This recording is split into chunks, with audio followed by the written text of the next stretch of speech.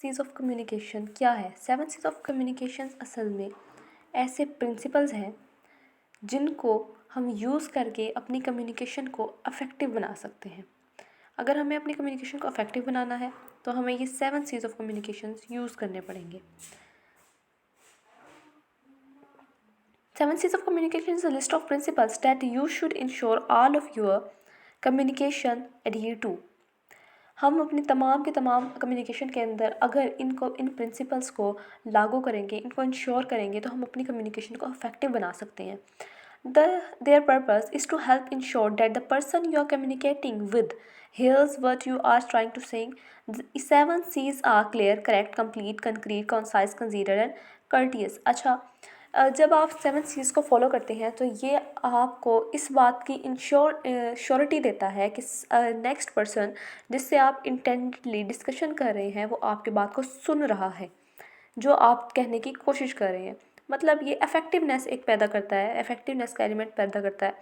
जब आप इन 7 C's को फॉलो करेंगे, like there are the names of the 7 C's, clear होगी communication, correct, complete, concrete, concise, considered and courteous. तो जब ये 7 C's कंप्लीट होंगी तो आपकी कम्युनिकेशन के अंदर तो कम्युनिकेशन बड़ी इफेक्टिव होगी और लोग आपको सुनना पसंद करेंगे।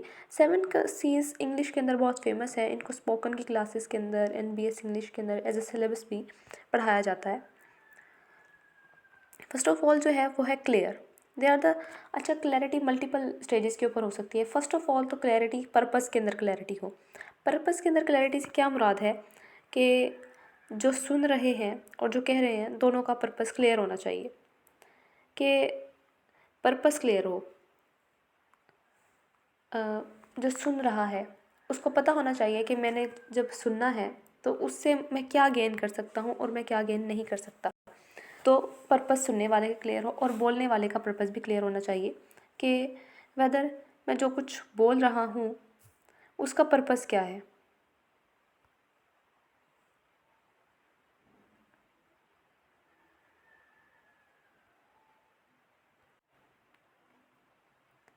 और जो बोलने वाला है उसका पर्पस भी क्लियर होना चाहिए कि मैं क्या बोल रहा हूँ, मेरा टॉपिक क्या है। First, it is important to be clear about the purpose of the message you are delivering. जो डिलीवर करने वाला है उसका भी पर्पस क्लियर होना चाहिए कि वेदर मैं लेक्चर डिलीवर कर रहा हूँ या मैं सिंपल कम्युनिकेशन कर रहा हूँ, मैं सिंपल बातचीत है, मैंने फॉर्मल रहना है, इनफॉर्मल होना है, ये वाला पर्पस उसका क्लियर होना चाहिए। The recipient should be made aware of why they are receiving the message and what you are trying to achieve by delivering it. If they are multiple goals such each should be led on separately. अगर multiple goals हैं तो हर एक के लिए separate से बात करनी चाहिए, ठीक है। अगर आप प्रेजेंटेशन डिलीवर करें तो उसके लिए उसको अलग स्पेस में रखना चाहिए। अगर आपने अपने फ्रेंड से वैसे कम्युनिकेट करना है तो उसको एक अलग स्पेस के अंदर रखना पड़ेगा। Secondly, it is essential that the content of the communication is itself clear. और जो कंटेंट हो कम्युनिकेशन का वो भी क्लियर होना चाहिए।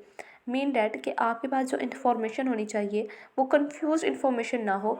फर्स्ट ऑफ ऑल वो किसी अच्छे सोर्स से ली गई हो, एक ऑथेंटिक हो, रिलायबल हो, क्रेडिबल हो।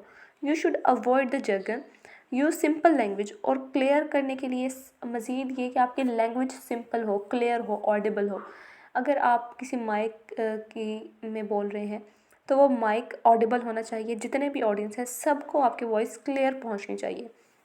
सेकेंडली, आपने वो लैंग्वेज यूज़ करनी है जो तमाम लोगों के लिए अंडरस्टैंडेबल हो, क्योंकि लैंग्वेज का असल पर्पस सिर्फ और सिर्फ कम्युनिकेशन होता है, अपने मैसेज को दूसरे मैसेज तक कन्वे करना होता है। समटाइम आप इतनी मुश्किल लैंग्वेज यूज़ करते हैं कि वो सेकंड पर्सन को, सामने वाले को समझ नहीं आ रही होती और मैसेज क्लियर नहीं हो पाता, और जो कम्युनिकेशन का जो पर्पज़ है, मेन पर्पज़ है, वो रह जाता है। कम्युनिकेशन दोनों के लिए अंडरस्टैंडेबल होनी चाहिए, म्यूचुअल अंडरस्टैंडिंग को ही कम्युनिकेशन कहते हैं। तो जब तक अंडरस्टैंडिंग म्यूचुअल नहीं होगी, दोनों लोगों को बात समझ नहीं आएगी, तो कम्युनिकेशन कंप्लीट नहीं हो सकती। तो लैंग्वेज भी सिंपल होनी चाहिए और उसका फोकस कोर पॉइंट्स के ऊपर होना चाहिए कि आपका जो मैसेज है सिर्फ उसका जो मेन पॉइंट है उसके ऊपर फोकस होना चाहिए। आपका मैसेज कन्वे करने का सिर्फ और सिर्फ एक पर्पज़ होना चाहिए और बाकी आप जितनी भी बातें करें वो उस एक पर्पज़ को सपोर्ट कर रही हो, एक टॉपिक की सपोर्ट में हो। देन नेक्स्ट है 7 C's के अंदर, that is clear. Clear, it is essential that both the factual information and the language and grammar you use are correct. Clear के बाद नेक्स्ट है करेक्ट, कि आप जो लैंग्वेज यूज़ कर रहे हैं, अब बेशक आपकी लैंग्वेज सिंपल है, इजी है, लेकिन वो करेक्ट होनी चाहिए। अगर आप लैंग्वेज करेक्ट नहीं बोल रहे तो जो सुनने वाला है, और अगर वो आपका एरर फाइंड कर लेता है, अगर उसको समझ ही नहीं आ रही तो अगर वो समझ ही नहीं पा रहा आपकी लैंग्वेज, तो क्या होगा, कम्युनिकेशन रह जाएगी। और अगर वो आपकी लैंग्वेज समझ लेता है और आपने गलत बोला है तो उसकी क्रेडिबिलिटी कम हो जाएगी। क्रेडिबिलिटी का मतलब एतबार, यकीन, आपकी ओरिजिनलिटी कम हो जाएगी, आपके ऊपर ट्रस्ट उसका कम हो जाएगा, क्रेडिबिलिटी कम हो जाएगी। इसलिए वेदर आपकी लैंग्वेज गलत हो, कि आपने वर्डिंग कोई गलत यूज़ कर दी है, ग्रामर कोई गलत यूज़ कर दी है, या फिर आप जो उसको इन्फॉर्मेशन दे रहे हैं वो आपने गलत दी है, तो दोनों बातों में आपकी क्रेडिबिलिटी रिड्यूस हो जाती है। तो आपने जो इन्फॉर्मेशन प्रोवाइड करनी है वो भी करेक्ट हो, और उसको जिस लैंग्वेज के अंदर प्रोवाइड करना है वो भी करेक्ट हो। इसलिए कहा जाता है कि कम बोलें।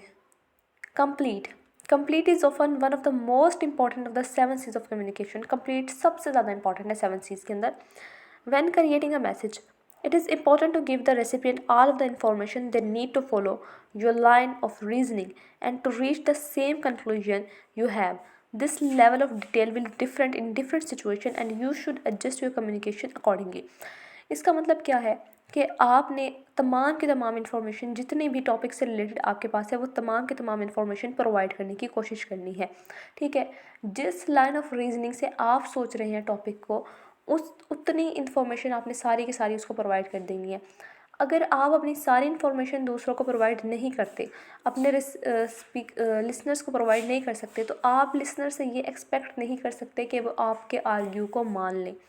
अगर आप उन्हें सारी इन्फॉर्मेशन और सपोर्टिव आर्ग्यूमेंट्स देंगे तभी हो सकता है कि लिसनर आपकी बात से इत्तेफाक करें, हालांकि वो फिर भी आर्ग्यू कर लेते हैं, लेकिन ज़्यादा चांसेस है कि अगर आप सारी इन्फॉर्मेशन कन्वे कर देंगे तो वो भी आपकी बात जो आप समझ रहे हैं, आपको पॉइंट ऑफ व्यूज़ को समझ लें। लेकिन अगर आप सारी इन्फॉर्मेशन प्रोवाइड नहीं करें और आप कंजूस हैं इन्फॉर्मेशन प्रोवाइड करने के बारे में, या बखील हैं इन्फॉर्मेशन प्रोवाइड करने के बारे में, तो जो कम्युनिकेशन का पर्पज़ होगा वो इनकम्प्लीट रह जाएगा, अंडरस्टैंडिंग कंप्लीट नहीं होगी। In addition you should make things as easy as possible for the recipient. वही कि लैंग्वेज सिंपल होनी चाहिए, और मज़ीद इसको ईजी बनाने का यह है कि आप टॉपिक को भी ऐसा सेलेक्ट करें जो ईजी हो। अगर आपने कोई प्रेजेंटेशन देनी है और अगर टॉपिक आपने ऐसा सेलेक्ट, चलो मुश्किल सेलेक्ट हो गया है कि वो डेली लाइफ से रिलेटेड नहीं है, तो आप कोई ऐसी एग्जांपल्स दें कि उसको डेली लाइफ से रिलेटेड कर दें, रिलेटेड बना दें। और अगर ऐसा होगा कि डेली लाइफ से रिलेट करेंगे तो आपकी इफ़ेक्टिवनेस भी बढ़ जाएगी। एंड देन सेकंड उसका ये एक होगा कि जो आप वो याद रहेगी, वो चीज़ याद हो जाएगी। In addition, you should make things as easy as possible for the recipient. For example, if you are issuing a call to action, providing explicit guidance on the action. अगर आप किसी को कोई पर्पस काम करने के लिए बुला रहे हैं, ठीक है, तो आपको उस एक्शन के बारे में दूसरों को कंप्लीट गाइडेंस भी देनी पड़ेगी।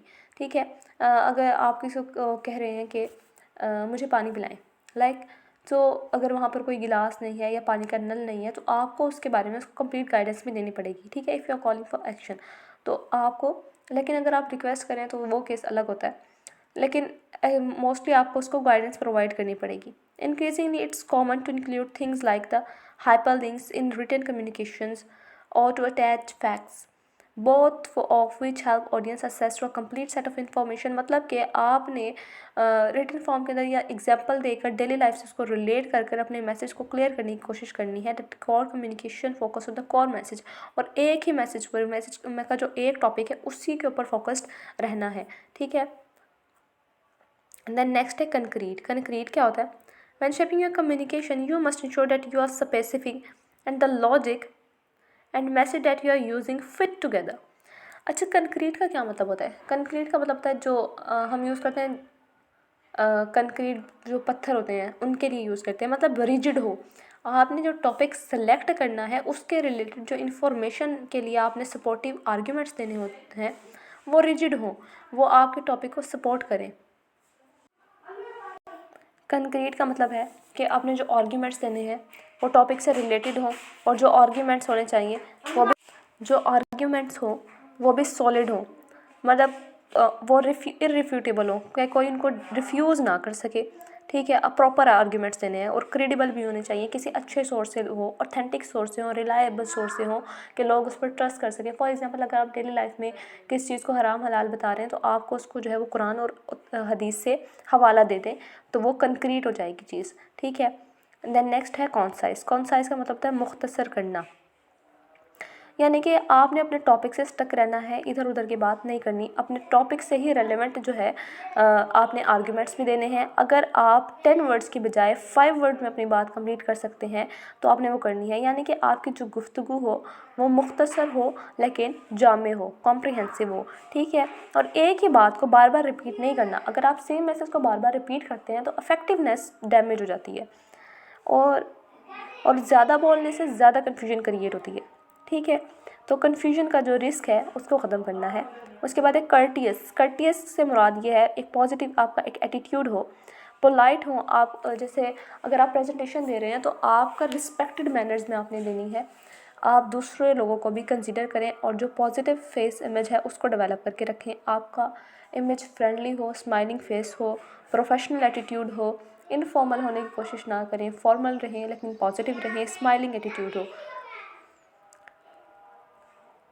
And then next last is considered and coherent. Considered and coherent क्या होता है कि आपका जो आप बोल रहे हैं उसमें एक लॉजिकल कनेक्शन भी हो, असल में वो बात एग्जिस्ट भी करती हो। ये ना हो कि आप कोई बात करें और वो वर्चुअलिटी पे लाई करती हो, असल में उस बात का कोई वजूद ही ना हो। कंसीडर्ड भी होनी चाहिए वो, और सेकेंडली क्या है वो कोहेरेंट भी होनी चाहिए, और जो आप बोल रहे हैं उसमें भी एक लॉजिकल फ्लो होना चाहिए, एक स्पेसिफिक ऑर्डर में इंफॉर्मेशन प्रोवाइड करनी है। ये नहीं कि आपने पहले टाइप्स बता दी और फिर आप उसका इंट्रोडक्शन प्रपोज करें, नो।